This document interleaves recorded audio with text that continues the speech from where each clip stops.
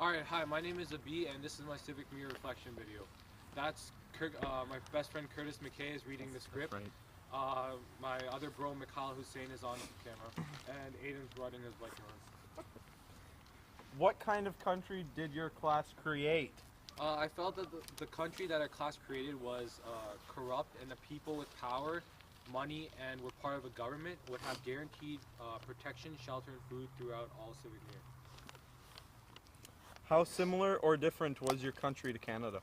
A few similarities I found between Canada and our country was the simulations we had, such as National Court and House of Commons.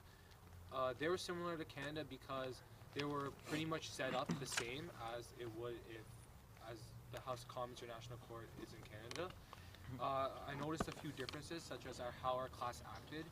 Like we were immature a few times, and we spoke up when other people were speaking. We weren't being respectful. What did you really begin to understand about law?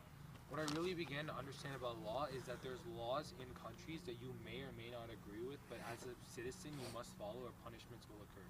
Government?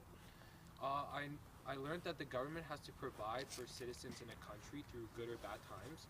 They're very powerful, like they can create laws, if they have a majority of the vote, they can do anything they want basically in a country.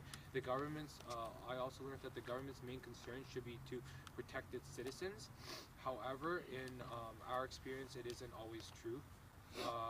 For example, that party NHP, Brandon Touchon's party, provided for the country in the first year, but got overthrown the second because of its greed.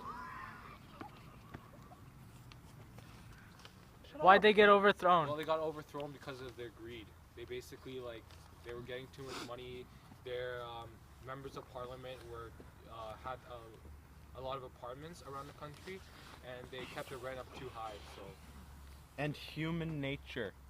What I learned about human nature is that a human's primary goal is to fend from themselves and their families.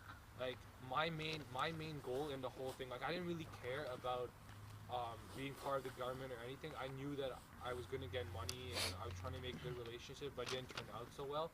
So I kind of failed, but I tried really hard to make my family survive, because that's what I thought the point of the game was. But then I realized we had a hidden agenda, and I didn't really participate in that much.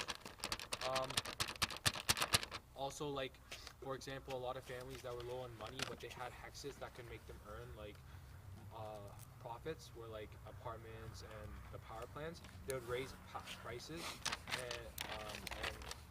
but then in the second or third year, most of the citizens in the country couldn't afford that. Oh!